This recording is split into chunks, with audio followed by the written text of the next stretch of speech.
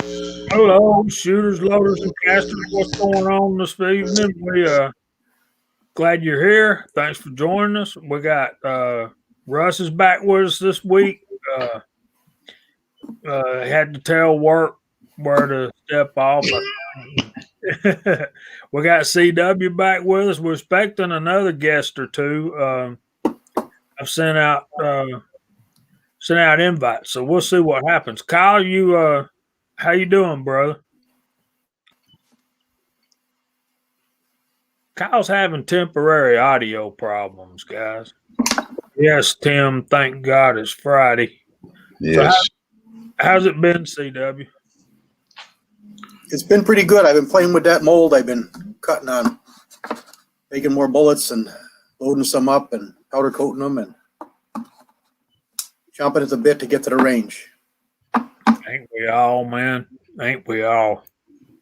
I think most of us are letting our shooting go to the side a little bit right now because of the way things are.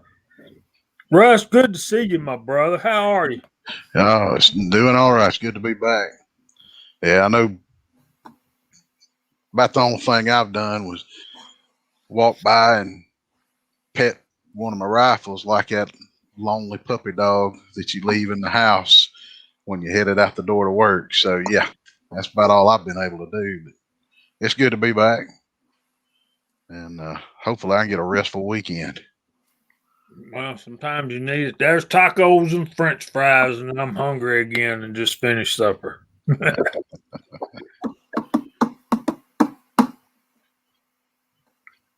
So maybe Kyle will figure it out here in a minute. But yeah, we're expecting a couple more guys to pop in here. Hopefully they'll make it. Oh, Timmy's going to have sore fingers. Gas checking 22s is pretty tedious. Them buggers is little. Yeah, they are.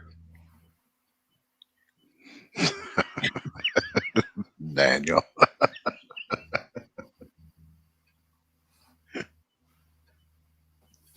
What you feeding that big? What you feeding that beagle?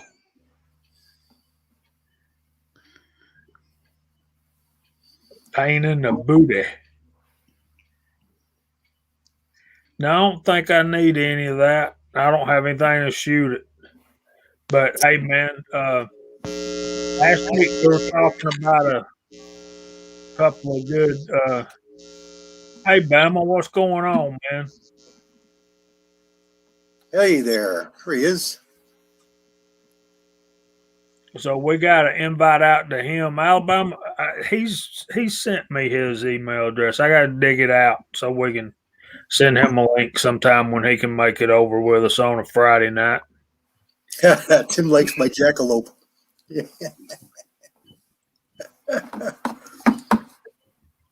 All right, is that better? Yep. Sounds better so far. So you want to say hey to the people's cow? Okay, I don't know what was going on, but it seems to be working now. So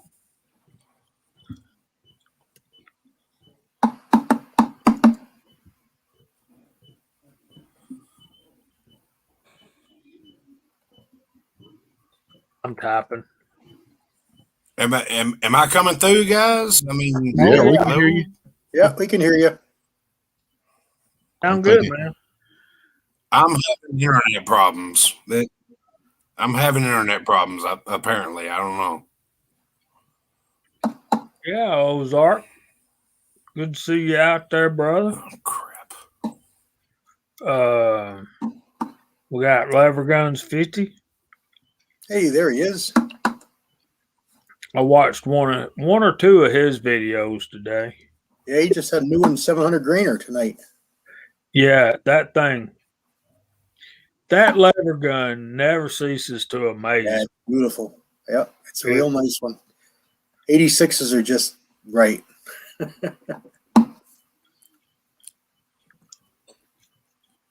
Yeah, I got 5x5 by Willie. Can you all hear me? Yes. Okay. All right. Cool. All right. I think you got some roboting going on, maybe a little bit, Kyle. You seem to be a little bit behind us, but we'll be patient and work it out. We'll see what we can do. So yeah, Lever Guns had a good video out today, and I thought, man, those look like Bibles. Is he going to shoot up a bunch of Bibles? And then I thought, no way. Lever Guns is going to shoot up. I know him better than that. Encyclopedias, I thought they were. Look like what they were when you got up close to it. Or, yeah. We got our songbooks in church are a little bit smaller than those. You know, all the churches have the little hymnals. Mm-hmm. Broke Loader says tax law books. Amen. Yeah, that's a good one, man.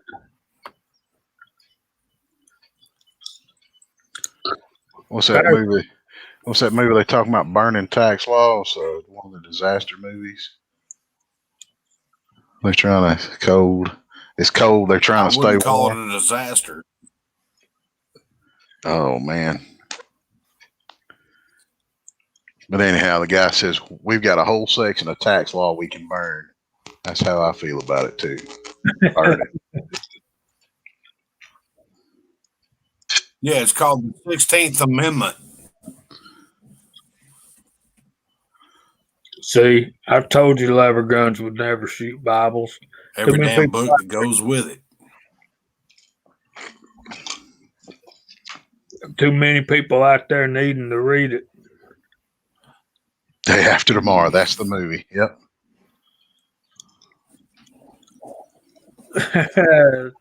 That's a good one, Jason.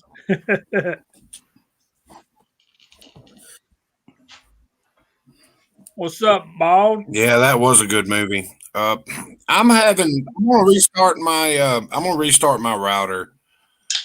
All right. Hurry back, man.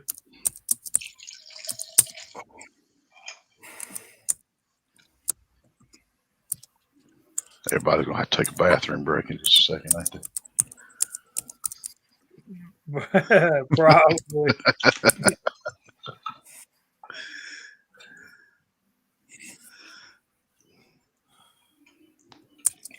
I heard that, Daniel. I just love him. 5,000 primer packages are discontinued. What?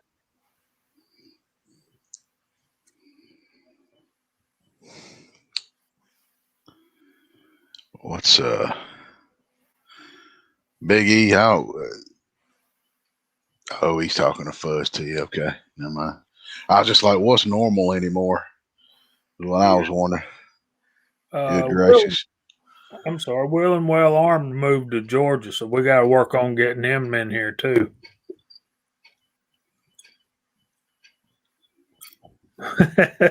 Kyle.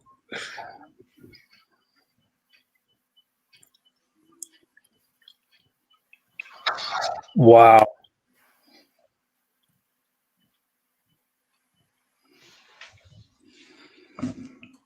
I hear you, John. That's the way it goes sometimes.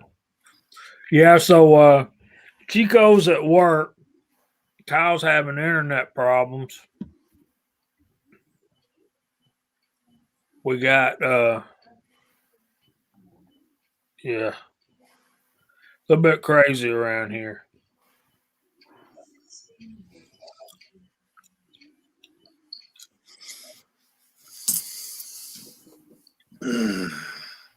Yeah, Big E. I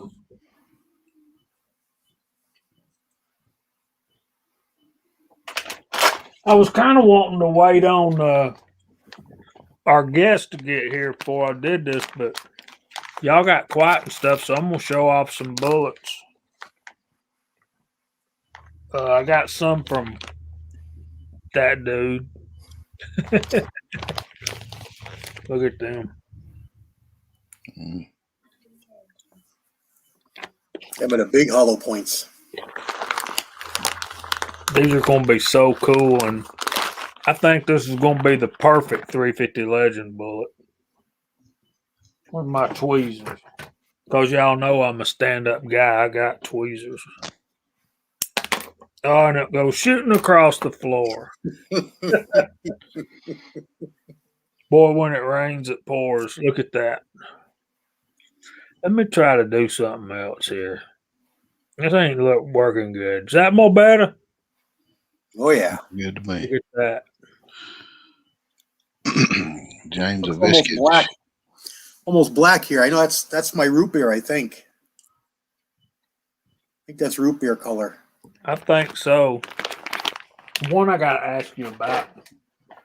This one right here is Lyman 358-429. Yep. And it looks raw, but it's been powder coated with clear, right? Yep. It's clear.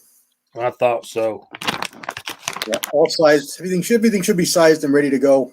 Whether it's I try to mark the sizes on them. I think most of the stuff you got was all 359 or 360. It was. And this is a hollow point too. So Brian knew me and Chico been talking about doing some hollow point tests together, but dang man, we can't get Chico out from under a car long enough to come out and go shooting, man. He's working his self to death. What was you saying, Russ? I was reading James Aviskich's message. He got accepted to a gunsmithing school in Colorado. There's some good programs out there in Colorado. It sure is. And the Yeah, thing,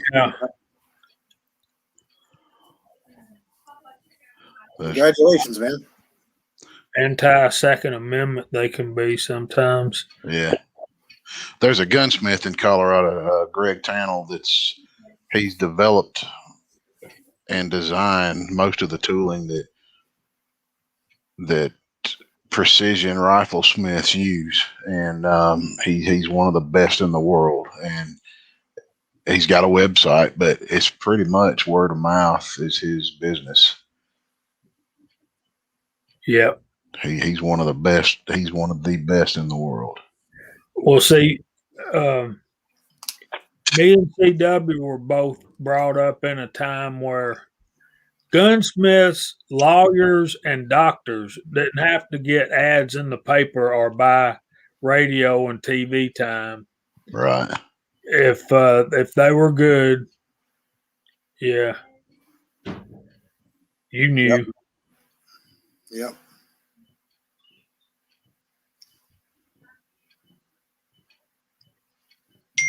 Well, there you go. That's good to know, man. Good to know. I don't know why I thought you moved here. Probably because I haven't heard you talk. Need to go watch some of his videos. There you go.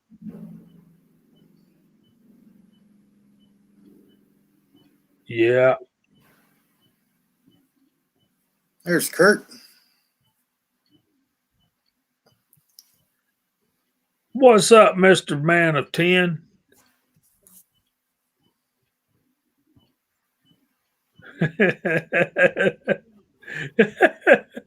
Man, they go at it, don't they? Yeah, so back to the bullets.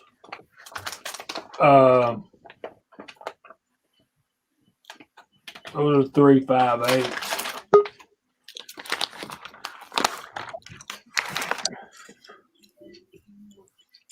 See, I just run the 356 sizer and shoot them in the Legend game. That's what I've done. Yeah, I know. He's back. All right. Everybody seems to be functioning now. Can y'all hear me? Absolutely. All right. I just had to reboot everything. Let me go over to YouTube and pull out the side chat, and we'll be great. Hello, everybody. I'm back. Oh man, these are the cut hollow points. These things are sexy, man. These are NOE 360 197s.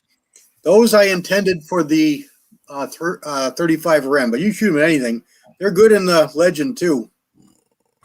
These are just screaming 35 Remington. Look at that. Yeah, they do to me too. Yeah. I like to see how that would perform on a deer. It should be dynamite. Get the right alloy, right velocity. It's a plain base. Yep. But with powder coat, that don't mean a whole lot. Yeah. I've pushed them well past 2,000 without any issues whatsoever. So I wouldn't hesitate. 22, 24, 2,500. I know guys have done it a lot faster. No problems. No, man, I tend to keep mine around. 2150 is about my peak. Yeah, me too. Mostly, I don't push them.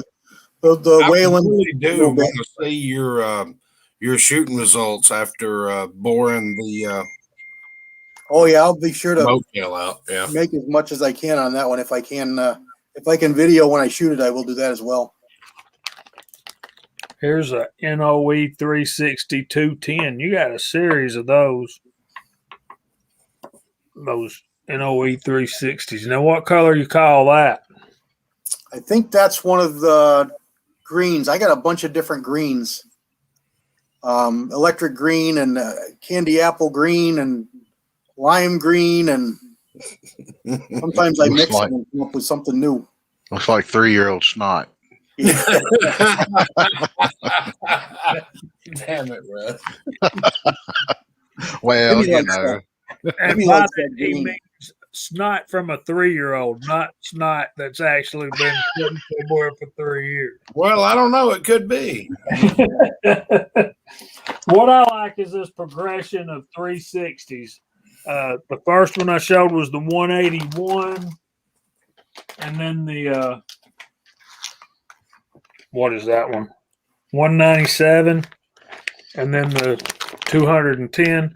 Now all these, well, except for the 210s, are hollow points. Both of these are hollow points. This one is not. So this one's going to weigh a whole lot more. Well, those are.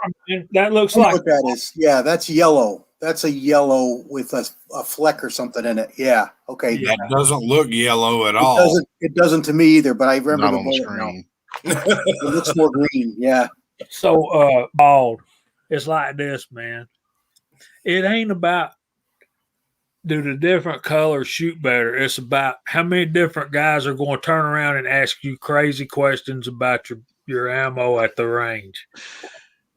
Think about this though. Do they have a glow in the dark powder coat? I don't Yes, see why they not. do. I'm sure they do. Yeah. I bet that'd be interesting. Subsonic. You don't want to pay it. Oh, really? No. I've already looked into that. What is it? Something Tiger. Tiger Drylac. Yes, they do have one. It's like $78 a half a pound or something. Whoa, wait. Oh yeah, it's ignorant. It's ignorant. Yeah, I looked into that. A buddy of mine used to do powder coating on like not bullets, but for a living, and he was like, "Yeah, they got glow in the dark here. Here's your part number and all that stuff." No, Mm. CW, it was expensive. That's the new mold. That's that 466 357 466. That's the one I just got. Is it the one you made a hollow point or one you bought that was already hollow pointed? A guy on a board that I go on offered to do it for me out of the graciousness of his heart. I had bought a couple from him. He likes to tinker. He's done a few of them. It's styled after the Lyman, very similar to Buckshot, what Buckshot has done. Looks just like a Lyman hollow point, single cavity. Those are beautiful. Yeah, it's a nice bullet. These are a little lighter. They'll work good in some 38 special and They're right at 150 with that alloy. Yeah. Yeah, the 429 bullet was the one I've liked forever, and when I found a hollow point in it, if you look it up, you won't find a 358 429 hollow point. It's I think it's a 638 429 638. I'm sorry, 358 638 or something like that. That's hang on. He had to go to the Dewey Decimal System card catalog that he has in his head of all the mold numbers. I mean, you kill me, man. You really kill me. I was asked the question. They can't find it or it doesn't exist, and it's somebody made it on a 358 429, which is a solid 170 grain semi-wad cutter. Man, you are just a walking catalog for bullet molds. Some things just stick in your head, and gun stuff sticks in my head. Well, I mean, there's a lot of gun stuff in my head too, but I still have to remember stuff to be able to find the bathroom in the morning. So this one right here is extremely interesting to me because I'm that guy.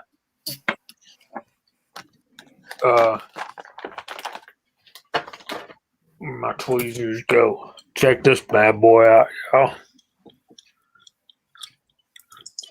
Wait for it. You ready, Kyle? Oh yeah. Whoa.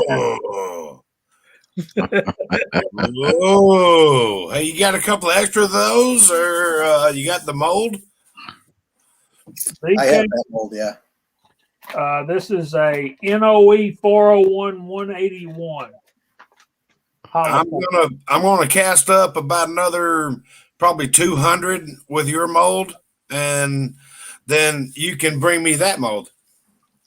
I don't have this mold. CW does. Ah, dang it. Here's Yeah. Tim. Do what now? Yeah. I think we all get CRS from time to time. Mm-hmm. Oh, yeah.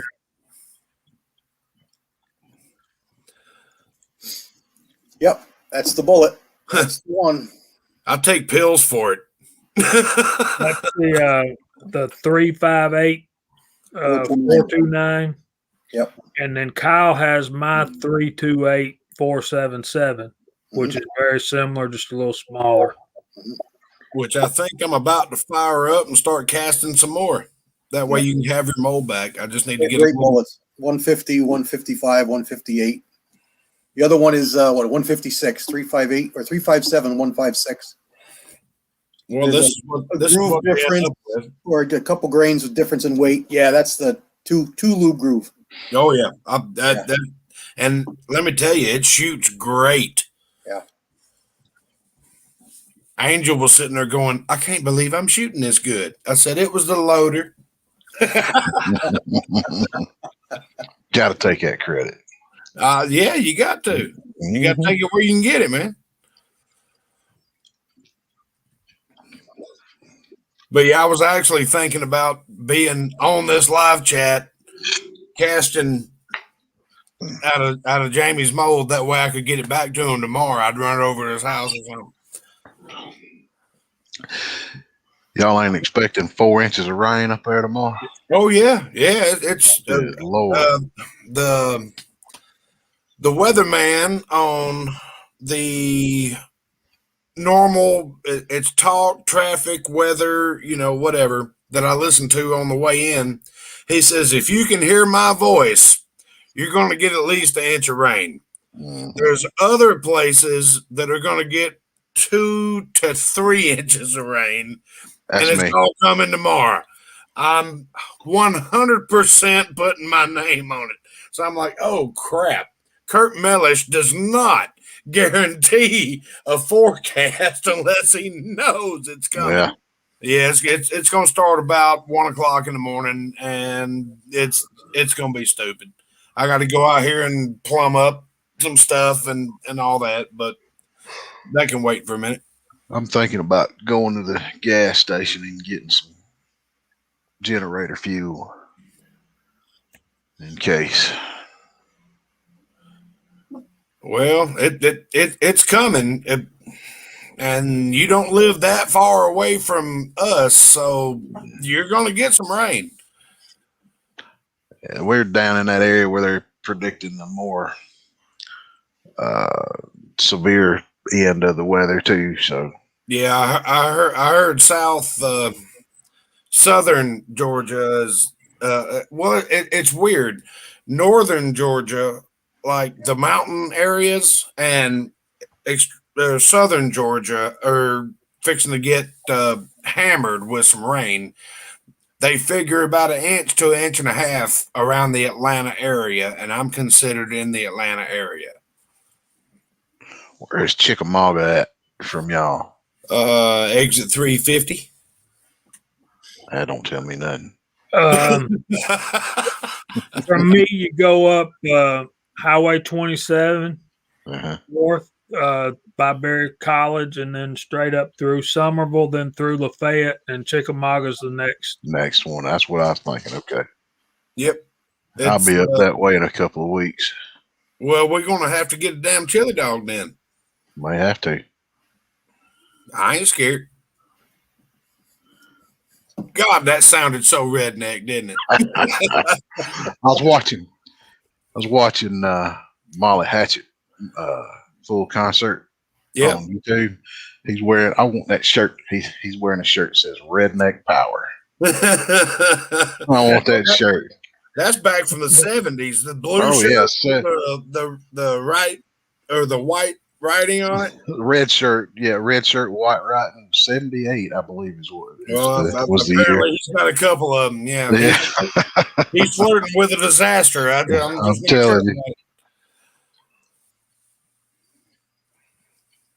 You didn't hear nothing from our guests. I know quite a few musicians that have played with them. He may be in later. He's a contractor and works for himself, so there's no telling what he's got going. I didn't hear much from today. I texted him a couple times. How do those cast hollow points expand? I mean, I know y'all done some testing, but I miss results in all of our conversations. How well do they expand? Before we get to answering that question, we got one for you from. I can't say right now. Under pressure. It may or may not be work related to a former field that I was in. I'll just say that.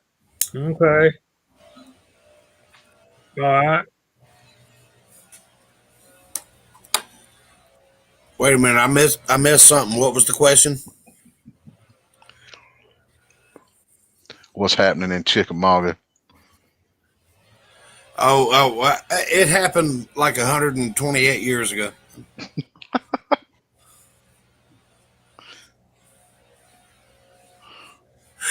Yeah. So. I guess I'm on a delay on the side chat there because it just popped up. Thank you, Sir Lee. Do things always go this sideways when I'm on? No, it's just when I'm on. I'm just thankful that mine's only going this sideways. It was stupid earlier. Okay. So, Mr. Pollard, that intrigues me about no lube grooves. I love the idea of that. Okay, we were talking about how hollow points expand. The cast like you were showing earlier, that 401. It depends totally on the pressure and the Burnell hardness or the alloy. Okay.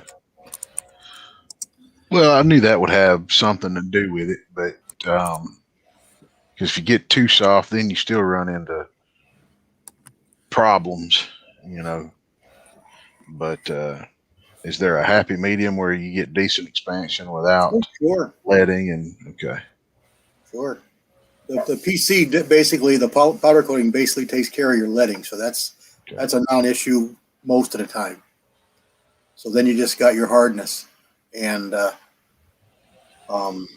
you can play with it with antimony. You can play with it with just lead and tin.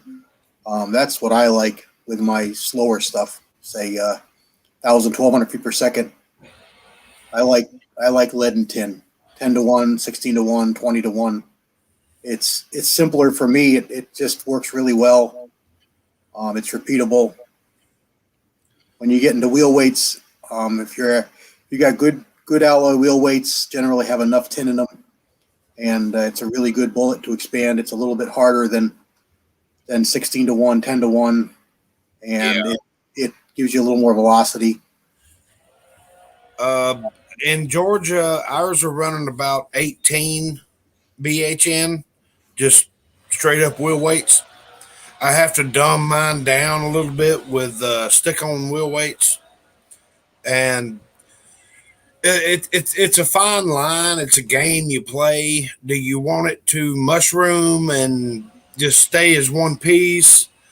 Because you go from 16 to 18, now all of a sudden it's breaking apart into 5 pieces, and you still got the main body going through, but you got 4 shards going out.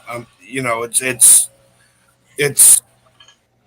a game that you got to play, and you're going to have to test it in a pork shoulder or something like that. See exactly what you got going on. That's my experience. Okay, we got a couple of questions we need to pay attention to, and guys, I'm sorry, we'll catch up here in a minute if I can find it. Okay, how fast can you push powder coated handgun bullets without a gas check? Pretty much as fast as you can run them out of a pistol, I think. Yeah, you definitely don't think you could outrun them in a pistol, even Contender, something like that. There's a guy I talk with on Cast Bullet Board a lot. He's done a lot with high velocity, really, really high velocity. And he says he's pushed them past 3,000 feet per second without leading, without a problem. That's like a 427 Magnum or something. That's crazy. It's faster than you can do with a handgun, but he's doing it in a rifle, of course. But Yeah, personally, I've gone to 24 without any problem whatsoever. No, none of my guns have ever had leading from my powder coated bullets. None of my pistols have either. Yeah, even my 44 Magnum, nothing. My buddy's got a 44 Performance Center, just like what Anthony just got there from Stewart County, and that one will lead with 10 grains of unique in my cast bullets. So I know it's the barrel, not my bullets, but he gets some leading. Probably just sharp. They're probably cutting through, Right. Yeah. Maybe a little bit harder or a little bit powder charge. I've tried it with harder bullets and softer bullets. It makes no difference. He still gets, it's not bad, but he gets a trace of it.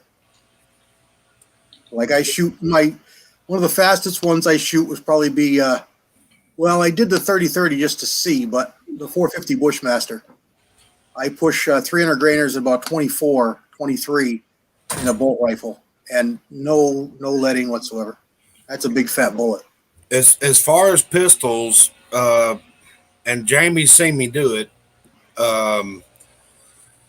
you run 300 rounds through a 9mm Glock or a Smith & Wesson M&P, even a 44, either a 1911 style or a Glock. No leading whatsoever. We actually looked at it in the cabin, and Jamie's like, "Man, that's clean." I'm like, "Yeah, it's weird." I shoot a 40 in competition before all this woo flu nonsense. And if I told you the number, you'd call me a liar, but unbelievable numbers and zero leading. Right. No, I wouldn't call you a liar. I'd call you a shooter is what I do. Yeah, no problems whatsoever. Now, it was nothing for us to dump 1,500 rounds a piece in a weekend, just out of pistols. You got to remember, like anything else, it's as good as the person who's putting it on. So right. I'll add the caveat of properly applied, properly cured PC is good for most any velocity you want to shoot it at. Yeah, and That's a good point. Doesn't eliminate the need of a gas check, but it greatly raises the velocity before you do need one. Because you can't change the pressure. The pressure is still there. So the gas check is going to help mitigate higher pressure rifle type stuff. But by and large, with a handgun, you pretty much don't need a gas check. Yeah, I haven't seen a need for it. Yep. I do use I do gas check some of my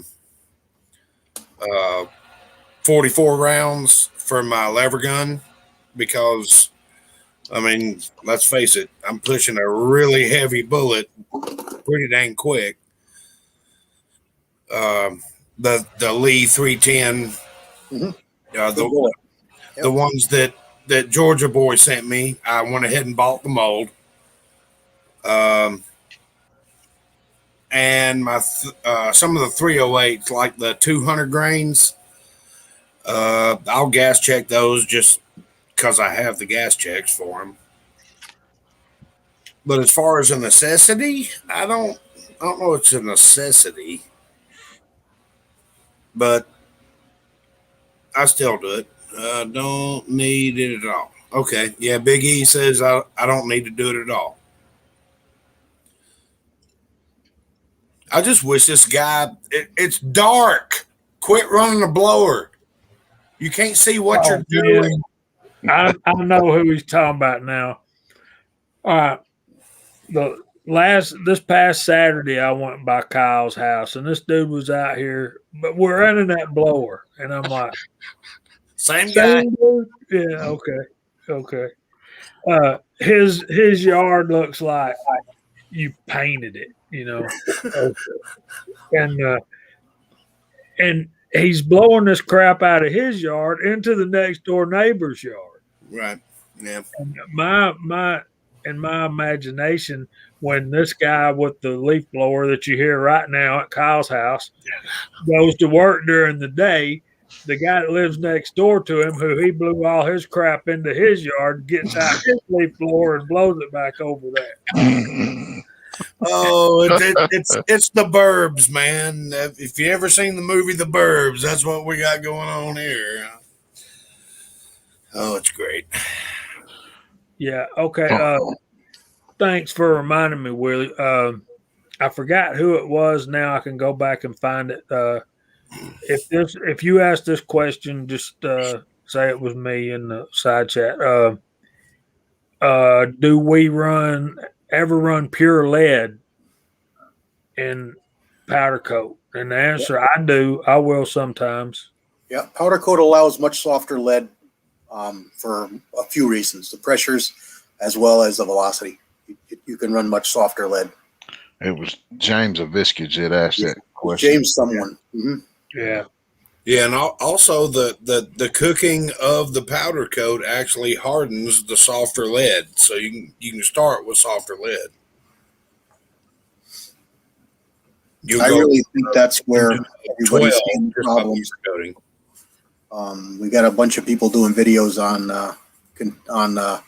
powders eating powder coat, the powder charges, and I really believe it's the people who are having problems are either have bad powder coat or improperly cured powder coat. Easy. Uste. That 444 Marlin just hurts. It's actually a fun little rifle to shoot. I've been shooting guns all my life, but that sucker right there, I mean, yeah. Was that tread? It hurts. It wasn't that bad. Yeah, Tread had brought one to Dead Zero. Okay. That was fun to shoot. I didn't want to shoot it more than about 5 times, but it was fun to shoot. You got to remember, James, every barrel's different. So you could have, like my buddy, you could have sharp rifling. You could try polishing your barrel. Don't go crazy, but you can see if you can knock some edges off, and that may help you. Yeah, exactly. Don't go crazy. Yeah, some barrels just foul. They'll have a couple 223s, and you'll have one of them that'll copper follow like crazy, and one that won't, and you're shooting the same ammo. So just remember, every barrel's different. Count the strokes. You run that mop through that bore, and decide how many you're going to do before you do it, and then stick to it. I did my 6.5 Creedmoor. I did exactly 100 strokes, and I stopped halfway through and put some more JB paste on it. JB is wonderful stuff. Who is it that makes the bore lapping compound bullets? Fire lapping. Yeah, fire lapping. That kind of Yeah, the grinding stone bullets. Yeah. David Tubb. Isn't that his name? Tubb? Tubbs, yeah. Yeah, Tubbs, yeah. Yeah. Yeah. He makes the kit where you can coat your bullets too. And I've never done it. I don't even know if it works. But I've never had a reason to do it. Thankfully, all of my two rifles seem to shoot pretty dang good. So I've never had to. I've had to break in barrels before, but I've never had to use that to do it. The Remington 40, the old Remington 40X bore cleaner, is actually oil with diatomaceous earth in it. It's a micro. That caustic. Yeah, I know what you're talking about. It's a real ultra fine polish, and if you use it to clean, it will polish your bore over time. You're not going to sit there and do it all at once, but it will. You will see a difference over, a few range sessions, several hundred rounds of not copper fouling and not, stuff. It turns your cut rifling into that polygonal stuff that Glock uses. It just smooths out everything is all it does. Yeah. Yeah, you're correct, James. You need antimony, copper, different addings in there in order to be able to quench and harden your lead. Pure lead won't quench harden, or won't quench harden very much. Right. Having real pure to 9 or something like that. Yeah. Unless you're buying it, you probably have something in it. It's close to pure, but it's probably got something in it. Yeah, range scrap is generally got quite a bit in it, and it's going to vary whatever's shot into your traps, but yeah, it's generally in that range, and you can water drop that for a little harder. Yeah, in my experience, range scrap's like 14 to 20. No, that seems hard, but it depends on what's shot in the trap. You got somebody who's shooting really hard bullets, sure, you can have that. But if you got a good mix of commercial jacketed bullets, you're probably going to find it's lower. Like John says there, 11 to 13 is what everybody says. Okay. All right. Yeah.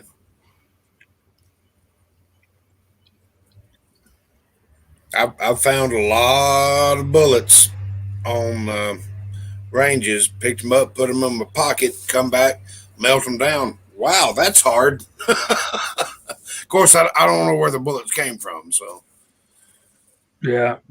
So I've been talking to a lot of guys, well, particularly Georgia Boy, and he has some pretty hard lead. It's pretty infamous around our reloading community as we swap bullets around. His lead tends to be really hard.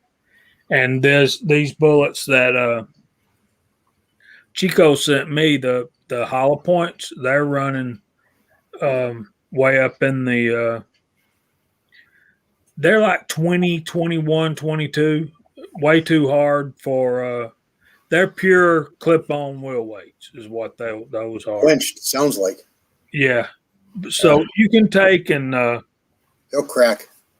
Yeah. Oh, they'll splinter like crazy. Yeah. But hey, it's still serving the same purpose. Well, what's the hardness of zinc? I know somebody's casting zinc. I've seen them. Zinc, What, 26, 28? yeah, I think it's up there. Yeah. I would have guessed 27 to 30. Copper's like 33 to 35.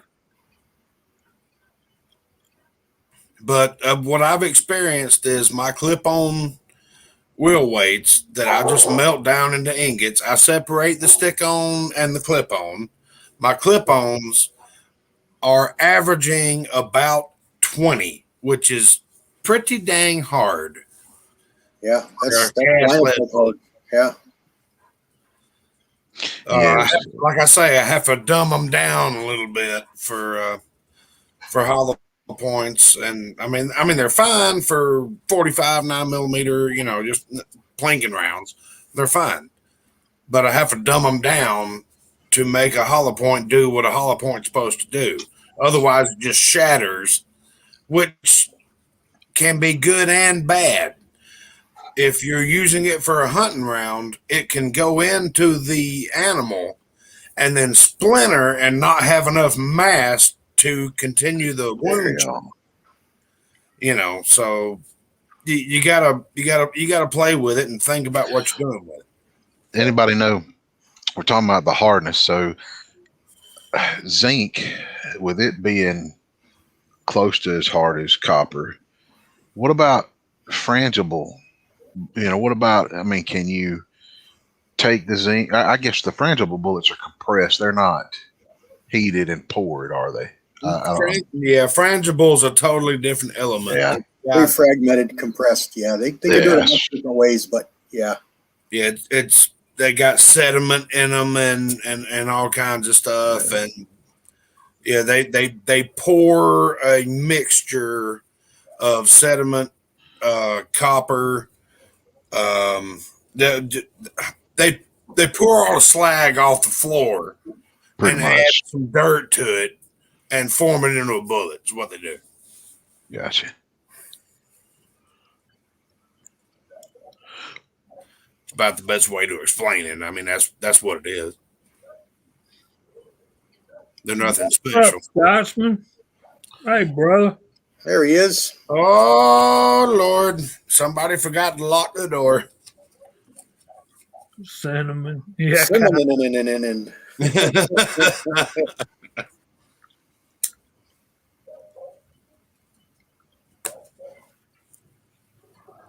Uh-oh. It's starting, Jamie. Rain. Yep. Already. Yep. Yeah.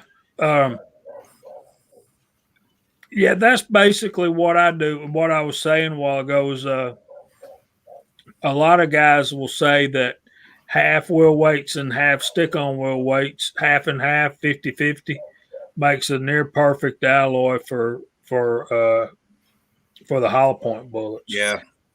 And from what I've seen in my lead, the water quenched clip-on wheel weights are running about 92.62 alloy. The clip-on running about 18 to 22, somewhere in there, depending on where you get them. Then the stick-ons are nearly pure, so they're 8 to 10. So you mix them at half and half, and you get 14 to 16. What I found after some shooting is do not water quench your hollow point bullets. Leave them soft, and they will mushroom out a lot better and maintain that kinetic force.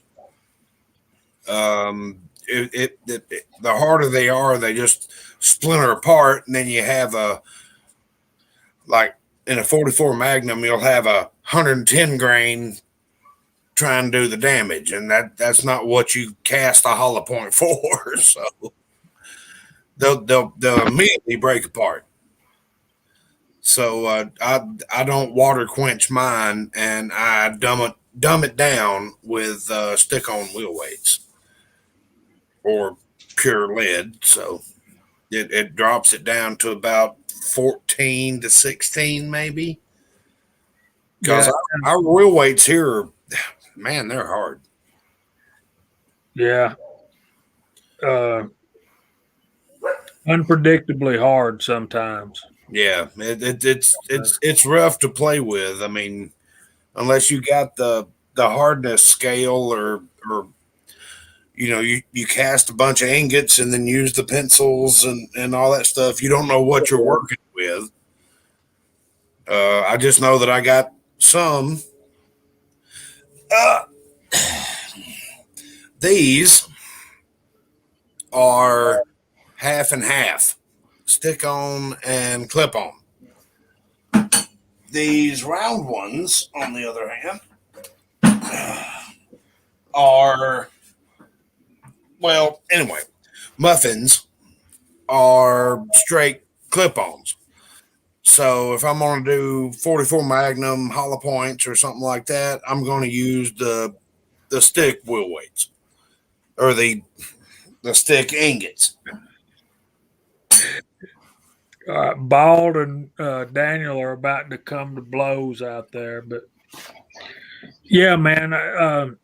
And I also understand why some people have done some very regimented and controlled tests on the hollow points. But what we're wanting is we're wanting the target to absorb that energy and get barely pass through the target, depending on what that target is. So,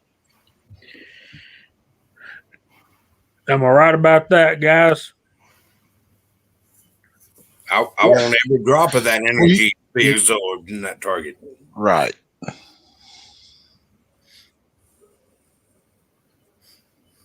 That's the game plan. So we've been on here almost an hour, and I've not called out the side chat. So let me do that. I went all the way back to 8:32. So we got 67 Rebel SST AMC, PC Bullet Empire, Fuzz T Fork 8, James of Eskage, Bald and Curious, PC Bullet Empire, MCK. What's up, brother? You bet you gone back to work by now. Ozark Spirit, Paul Loud, Chris 338. That's a good comment that I missed. Let me put that up there. We'll talk about that when I get done with this. So now I forgot who. I got the wrong one, didn't I? Anyway, so you never said what you were trying to get. So that's the right one. We're going to talk about jacketed data and Eastwood powders. So we got GGW Reloading, Bald and Curious. Russ Brumelo is on the panel. G23, what's up, my brother? MCK again. 67 Rebel again. Big E is in the house. James Pollard. Repeating. Ozark Spirit, what's going on, brother? Willed and well armed, our Georgia brother. Russ Brumlow again. Bald and Curious, Big E, Fuzz T Fork, Georgia Shooting Connection. Who's that? I don't know. GGW, Daniel God is my judge. Willie the Bullet Man is in the house. Big E again. Tim S. Grass Wars, yes, sir. James of Veskage again. John's Hand Loading. What's going on, man? Glad you're here. And you got to say good old Timothy's name with the accent. PC Bullet Empire. PC Bullet Empire. Okay. And we got OCD Outdoors. What's going on, my brother?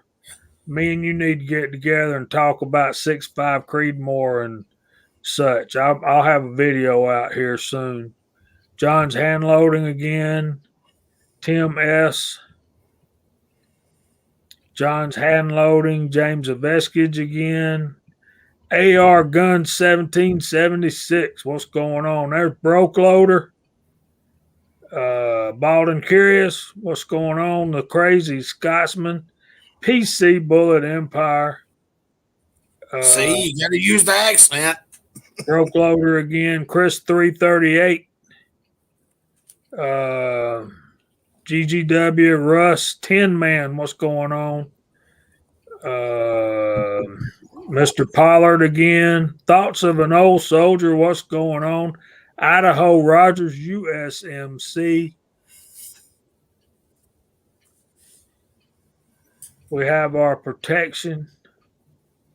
Floyd Hicks. What's going on, man? Glad you're here. Fuzzy Fork 8 again. There's Georgia Boy 44. And Bald and Curious. Him and Daniel are having a good time out there. So they always do.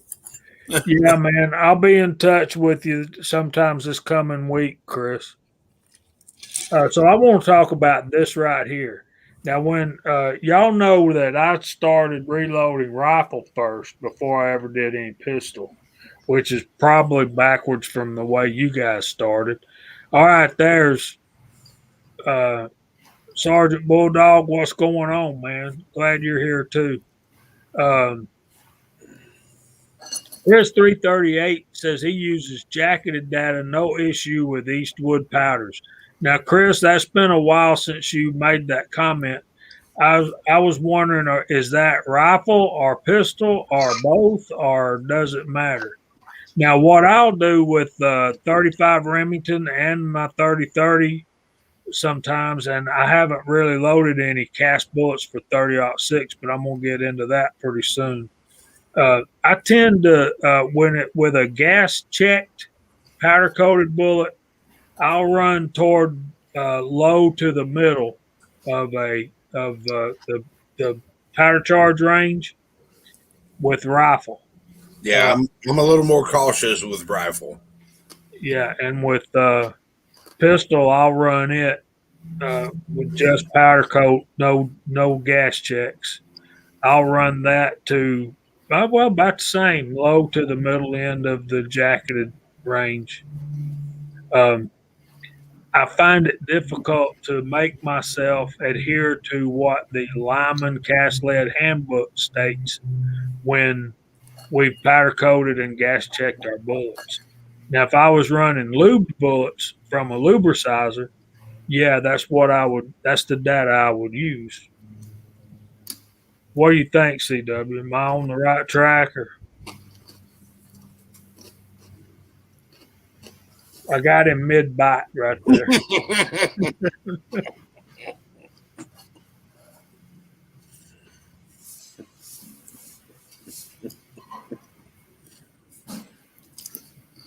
What happens when you get into the jacketed data is you're getting a lot higher pressures. Oh, yeah. It's not a danger thing. It's just a operational range for cast bullets. So I don't really think you're in danger zone of anything but accuracy. As long as you're getting accuracy, I think you're going to be fine. Well, that's what we're working for. Yeah. When you get a cast lead bullet that you can load and shoot and get 1-inch groups at 100 yards and still have the velocity and muzzle energy that you would have from a factory, or maybe even a little less from a factory load, man, that's solid gold, dude. Yeah. Jacketed with a rifle is a whole different ball game than jacketed with a handgun as far as attaining good accuracy. Yeah, I agree. And you notice I also predetermined gas checks. Yeah. We talked about gas checks before, and I didn't say it, but generally, you heard me say you don't really need them for a handgun at all, but I will still use them on a bullet that is designed for one. because I find better consistency in my accuracy. Well, I was just talking with another good friend of mine who I can get time on his Bridgeport, and I'm going to buy a couple of reamers, and I think I'm going to go to town on a few of my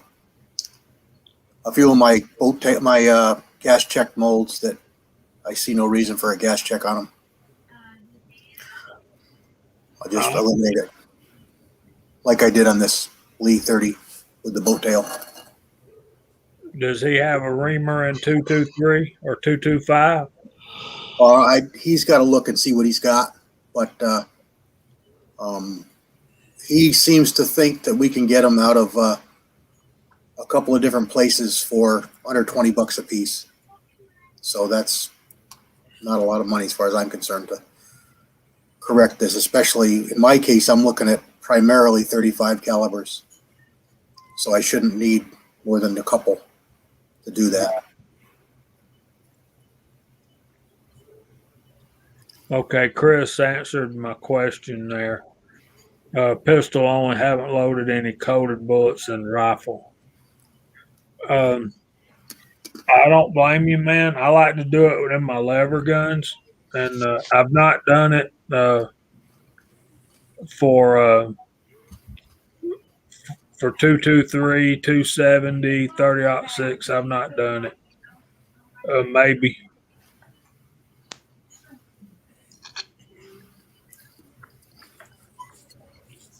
As far as 30 caliber bullets, I've had pretty good success with just Lee molds. It is a little bit better when I gas check them and all that stuff, but just powder coated. And as far as 223 with the Lee mold, yeah, I got nothing. Well, what I was thinking, if he had a 223 one, I would box mine up and ship it up there and let him pour that baby out, make it slick sided, and put a right. Yeah. Yeah. Yeah, I understand.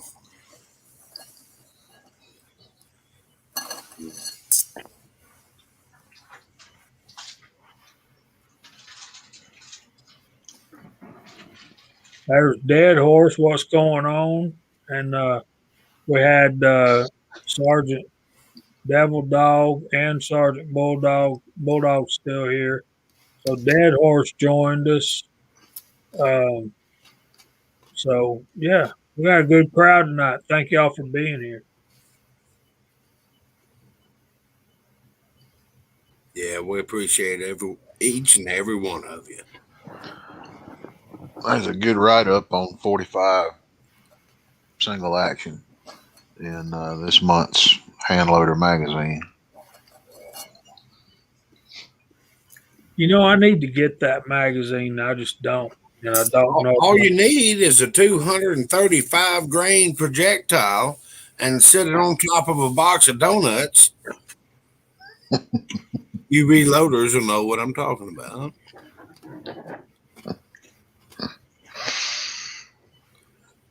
I love a 45 long cold. It's so fun to shoot. Okay.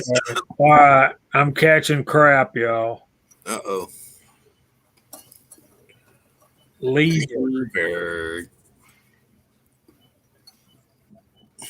And George Boy 44 says lever. It's lever. It's lever. It's a lever gun. Daniel's right. What are you feeding that dog? Beanie weenies. Beanie weenies. No veins. No veins. There's Lakeview Outdoors. What's going on, man? Glad you're here, dude. Did you get your pot yet? Hey, you can't say that on YouTube. Did you get your Lee 420 pot? And that's almost still as bad. The other day was 420. You couldn't walk downtown without smelling crap, man. God. I'm telling you, man. It's a good thing I don't dabble anymore. It won't be long. It won't be a crime for you not to. Well, no, bad, no. Mm. Well, it's getting where you're not a criminal for doing that anymore. So I think that's probably. But you will still lose your job. Let me go ahead and tell you that. Oh yeah, you can still lose your job in a big time You hurry. can't be criminally liable for partaking, but you won't have a job anymore. All right, Unless- think about what happens when they decriminalize it, Right. but don't make it illegal. Okay, Mm-hmm. don't make it. It's still illegal, but it's decriminalized. So what happens is you get caught with something by the cops, and they take it away from you and let you go on your way. Okay, what happens to that? Yeah. The cops are having a good time for the rest of their shift. I don't know. I'm more concerned about the guys getting jammed up with the permits and the legalized marijuana.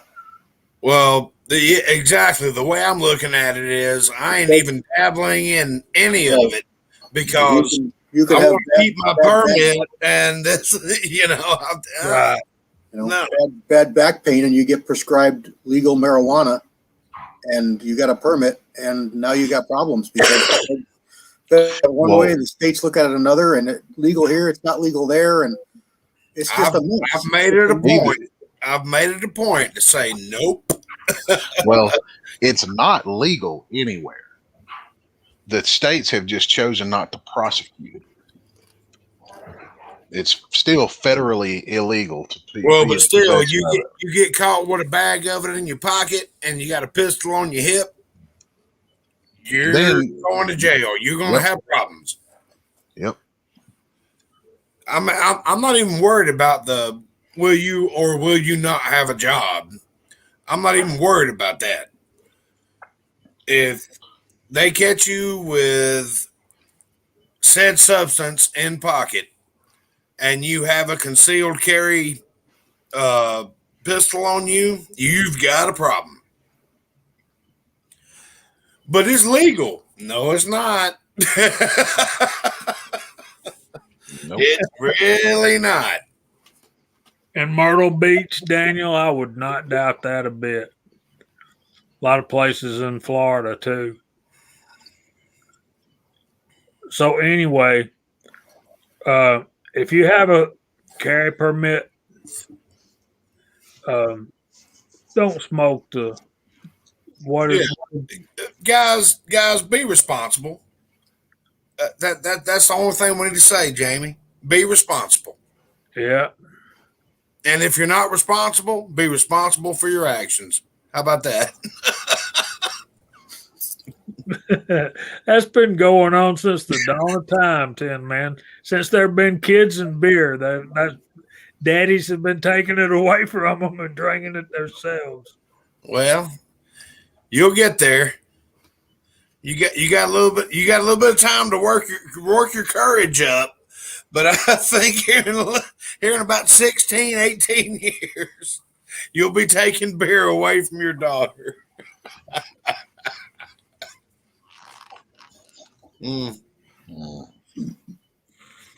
What I've had to do is take my beer back from my kids. Hey, no, that's my beer. Check these bullets out, y'all. I got these from Willie Bullet, man. These are some 358 Bohemus right here. Yeah, they are. Didn't you start him on that, CW? Yeah, I bought that mold and then sent him some, and he had to have it. Yeah, he got a little crazy. So he told me that these are like magic out of 350 lead.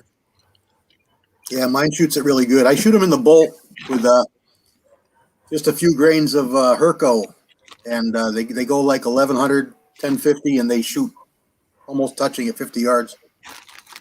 Man, if you could get them moving,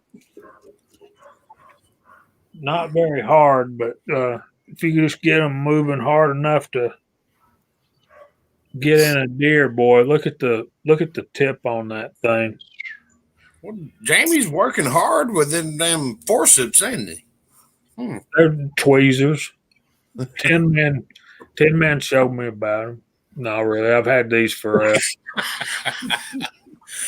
You had them since the 70s. Kyle. I'm sitting here thinking the same thing.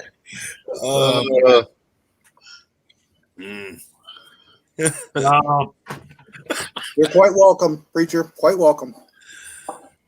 Happy to help. Here we go. Now, these are tweezers, Kyle. I mean, they're Those- tweezers. Those would be, well, depending on the end of them. Those forceps. Those are forceps. Or hemostats, or whatever you want to call them. And if you'll notice, mine do not have any black marks on the end. Well, I'm not telling how many times I've been washed. Mine are like 12 different colors. Is that because you haven't sterilized them yet? Wait, I need to shut up. I quit that mess a long time ago. Yeah, me too. Long time ago. All I can say, guys, is I grew up. I was a little kid in the 60s and a teenager in the 70s. And ain't nobody blaming you for that.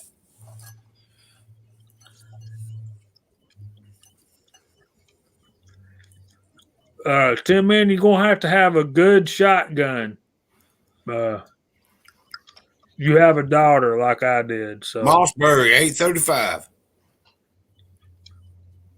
535. There ain't nothing. Well, you can hunt turkey with an 835. It's 3.5-inch Magnum. Okay, let's talk about this comment right here. Daniel, how do you know what a bong is, dude? He's been to Tahiti.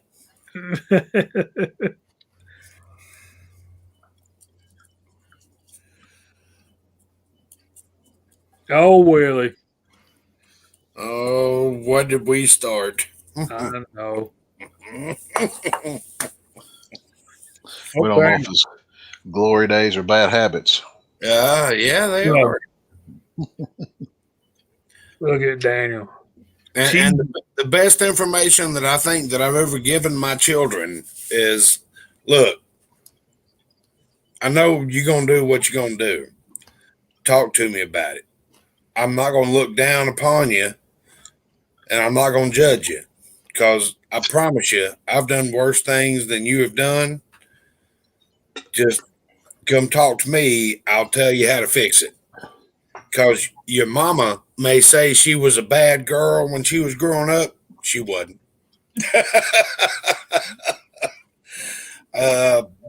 Come talk to me. Just be honest with me. I'm not going to judge you or anything like that. So I'm not condoning any of it. I'm just saying, hey, if you need to talk to somebody, you can come talk to me.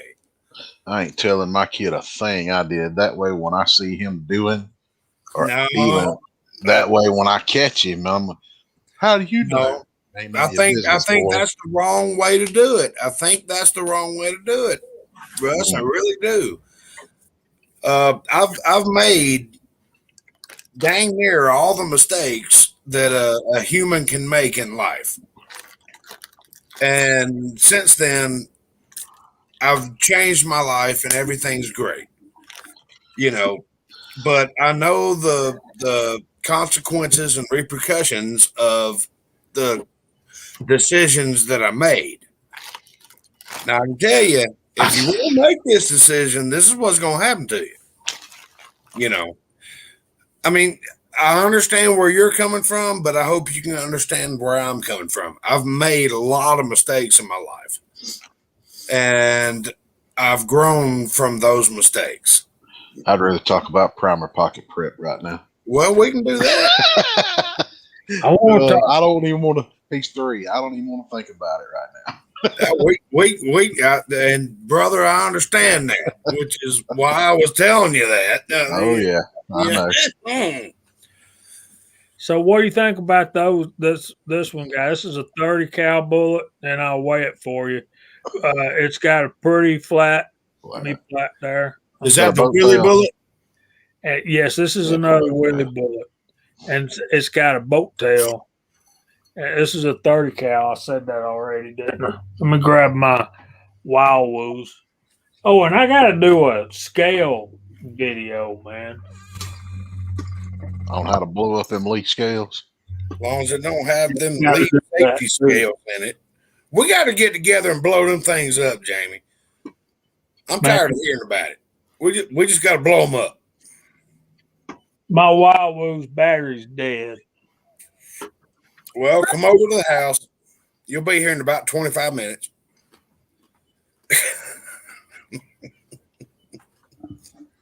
Oh, that's how Daniel knows about bongs, y'all. He watched Cheech and Chong. Mellow.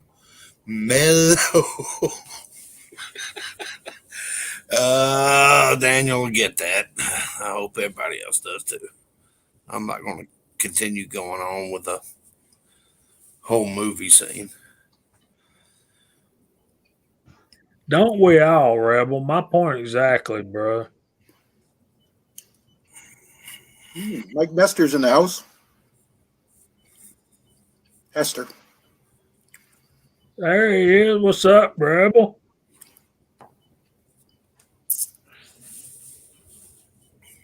I'm sure all of us made mistakes in our younger years, and Nope, not a one. Nope.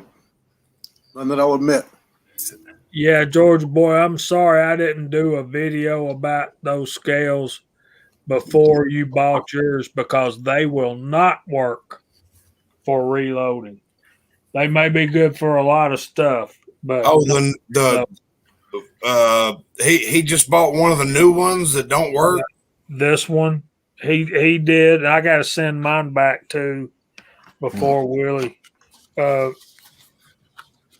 It looked like it was going to be good because it says it's got grains, carrots, Right. all that stuff. See, I remember right after all of us got the Wahoo, the black ones with the little plastic top. They changed them, and then all of a sudden they wasn't no good because everybody was like, "Oh, these are junk." Oh, no, they worked pretty good. Put check weights on them. Yeah, they were works great. But they changed it. The part number was different. So he's suffering with the same thing. Is that what's going on? I'm almost off the air. Oh, okay. Okay. Yeah. Yeah. What happens is, and George boy, what happens is when I use this scale right here, and it's a good looking scale and it looks like it's going to work. But what happened for me was when I was weighing bullets, that I'd cast and trying to sort them out, heavy ones, trying to get them in groups of the same weight. And I noticed I had one that would be, let's say, 150.2. Then I had one that was 150.8. Had one that was 151.2. I never got a point odd number. It was always an even number after the decimal point. So that told me that it was in increments of 0.2 in the grain scale, in the grain mode. So there you go. It ain't going to do what we need it to do. So we got to all send those to anybody else that bought one. And George boy, I'm sorry you bought one. And but yeah, it's a good scale for that money. It feels really solid, but it won't do what we what we need it to do. And that's another thing. As I was trickling, I had a 30 grains, and I was trickling up, and it went 30.2, and I kept trickling real slow, real slow, real slow. Bam, 30.8.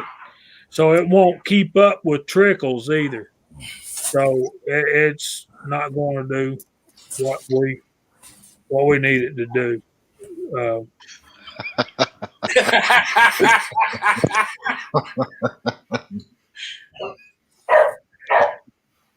Yeah, Yes. Did I miss something? I'm gonna Yeah, pop. you I'm did. gonna pop up in here with a bean bag here one night. I was hoping you would see that, Russ. Hell, I'm in zero gravity right now, man.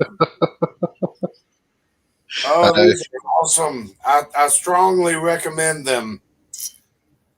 Strongly recommend them. All right, I got to get up out of here because I'm going to go to bed. Oh, okay. Here we go. Yeah, you. Yes, you did miss something, Jamie. Yeah. All right, we'll get. So, we'll Jamie, get- that scale you're talking about. So if you trickle up and it says whatever it was 0.8, if you pick it up and set it back down, does it read the same, or have you tried trickling a little bit, picking it up and setting it down?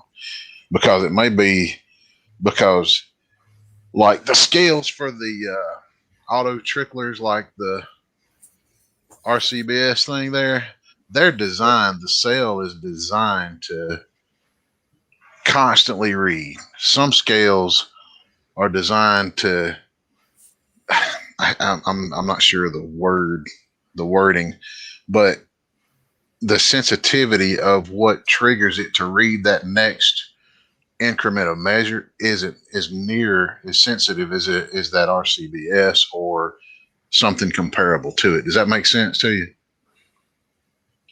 Yeah, kind of. So that's where the sensitivity, the little, like it'll say sensitivity to 0.02 or 0.04 grains. That's where that comes in, because I know the RCBS is 0.01 or 2, and I have another digital scale up on the shelf. It's 0.04. So it does what you're talking about. You trickle, and it says it in the instructions. Not basically don't trickle. It's basically for measuring a constant weight instead of an increasing or decreasing weight. So that may be the problem that you're having. It's not designed to have something, keep adding small increments to it instead of Right. yeah. And George Boyd, mine is too. He says his Wawa was still going strong, and mine is too.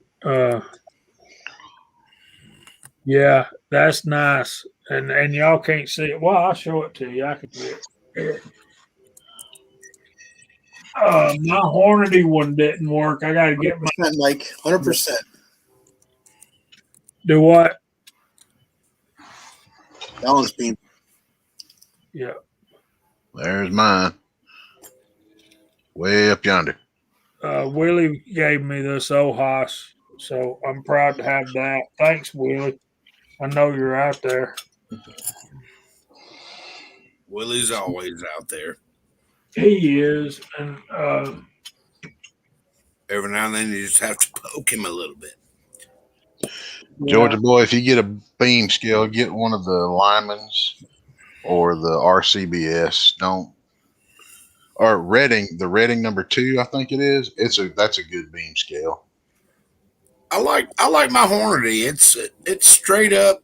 I forget about Hornady's beam scale. No matter what temperature or whatever, as long as you zero it out, you can throw a 0.05 grain check weight on there, and it's there. I mean, it's spot on. I mean, it really is. But yeah, it's a pain in the butt to weigh your charges on that kind of scale. It's just a pain in the butt.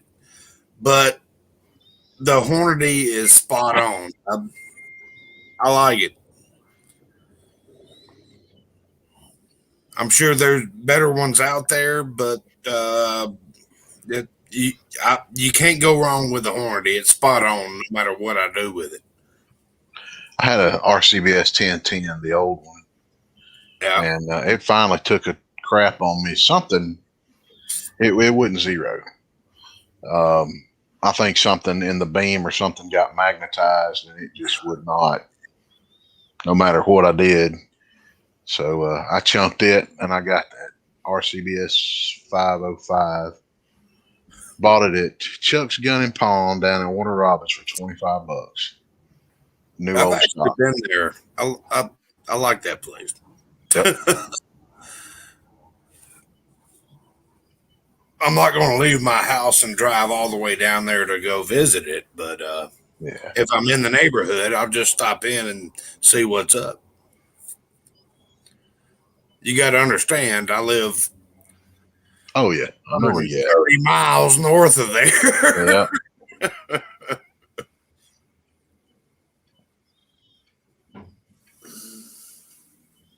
And my RCBS 1010 was probably 20.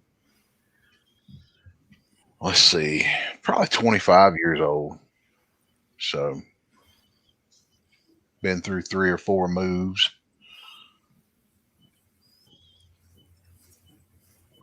Yeah, I ain't going wrong with that Hornady. It's great. I got a Lee safety scale, and I've already gave it to Jamie. we can blow them things up. Damn it! I really want one of the Redding scales just to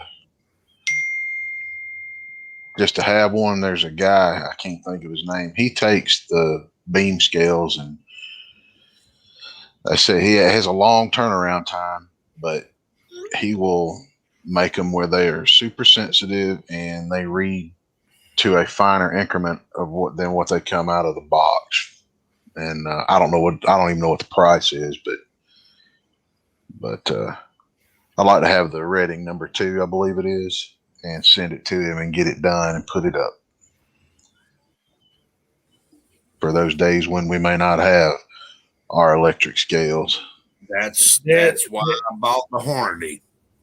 Dead Horse, that's exactly the one Willie sent me. It's a white one, and I'm pretty sure he got a good deal on it. So, yeah. And somebody commented earlier, I think it was Dead Horse or Lakeview or somebody like that, said that Ohas pretty much makes all of them anyway, and that's probably right.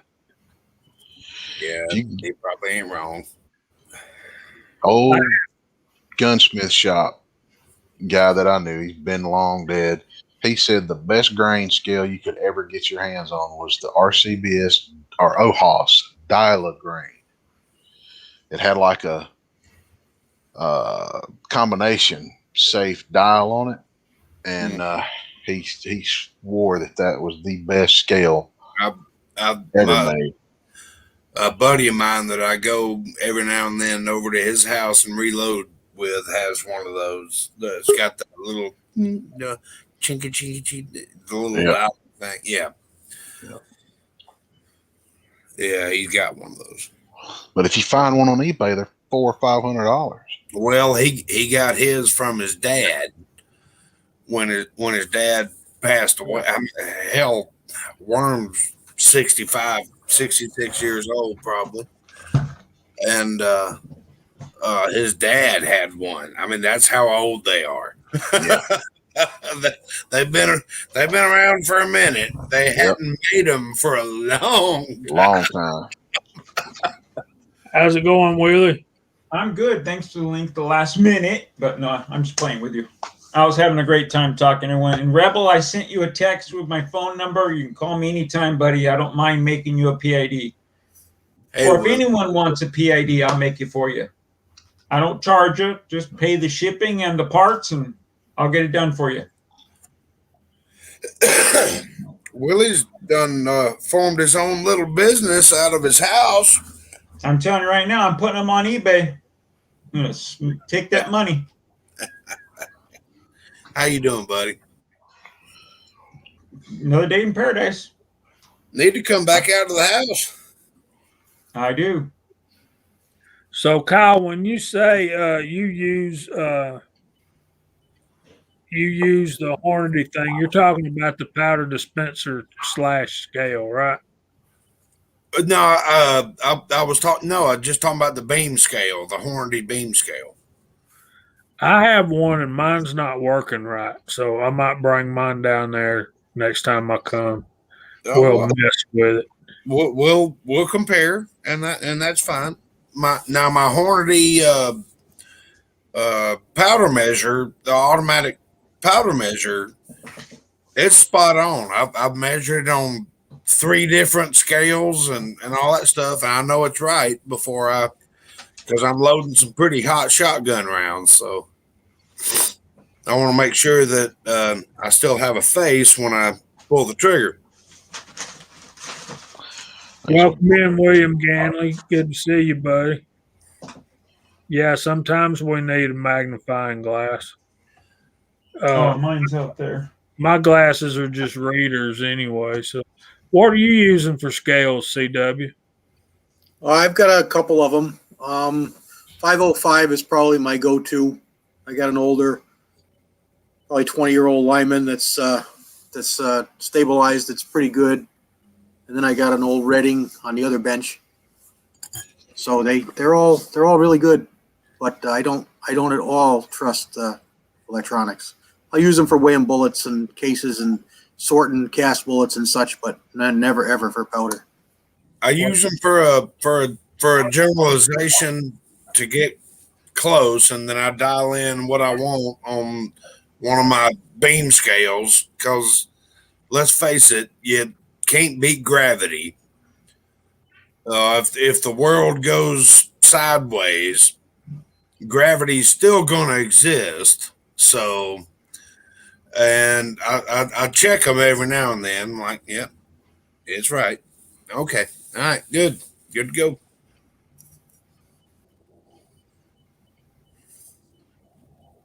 It's not a bad idea to have one. If all you're depending on is batteries and electronic scales, then when stuff goes sideways, you may not be able to weigh your own powder for too long. So this is the thing. My go-to is my Wahoo because I've tested it with my weights and everything like that. And it's dead nuts with that OHIS that Willie just sent me. And with my check weights.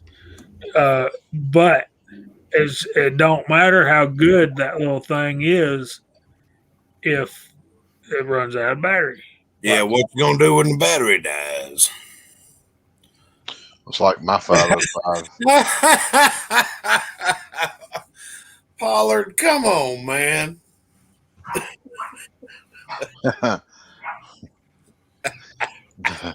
That's actually very funny. It is.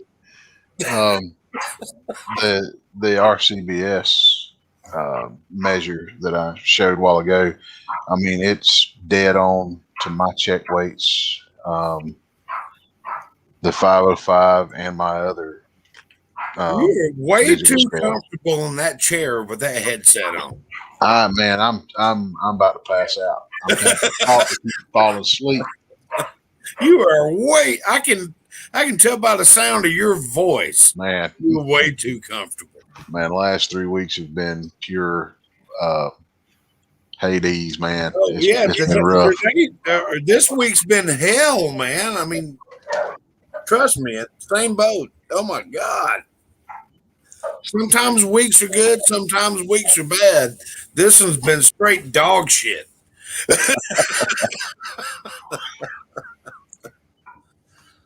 Yeah. When I was growing up, we had a term for that. We called it Tuffy. I got accused on Monday. Somebody sent an email, and I don't have a problem spreading this information. Somebody sent an email to the Parts and Service Director that I was outside for an hour and a half smoking a cigarette at 12 o'clock. That's funny. At 12 o'clock, I was sitting right here at my house because I left early because my antibiotics and stuff wasn't jiving with my other medications. And I was like, I just don't feel good. I'm going home. I got vacation time. So I came home and I said, I'll tell you what. This was my response, not to the person that sent the original email, not to the person that received the original email, but to my boss. I said, I'll tell you what, I was at my house, and so was somebody else that was mentioned in this email, because we left at the same time. We left an hour before he said we were out there for an hour. So, tell you what, I own my own property, and if he can see me on my back porch, that means he's spying on me. And if I find him on my property, I'll kill him. I said, why don't you just forward that on to who you need to forward it to? Because my ass was at home. And if you want the timestamps, here you go. I've printed them off for you. It was just that one of those kind of emails. Kyle, something's happening to your audio, or someone's audio is making a big hum. Now it's gone. Off. Yeah, it's Russ. It's my connection here. Yeah. Okay. Russ. Hey, it is what it is. Absolutely. I have two Wowoos, which I love the hell out of, and I have an RCBS 1010 that I picked up. I had the 505. I sent Jamie an old Haas. I don't know if it was a 202 or something. I don't remember. It looks like the 505 that I sent him, and supposedly they might find it, so that'll be good if they ever did, But let's see if the post office will actually do their job and deliver a package I mailed a month ago. Has anybody ever seen mine back. I'm sorry, go ahead. Yeah, I talking to Willie there. I was talking before the chat there. I got mine back. It's a mess.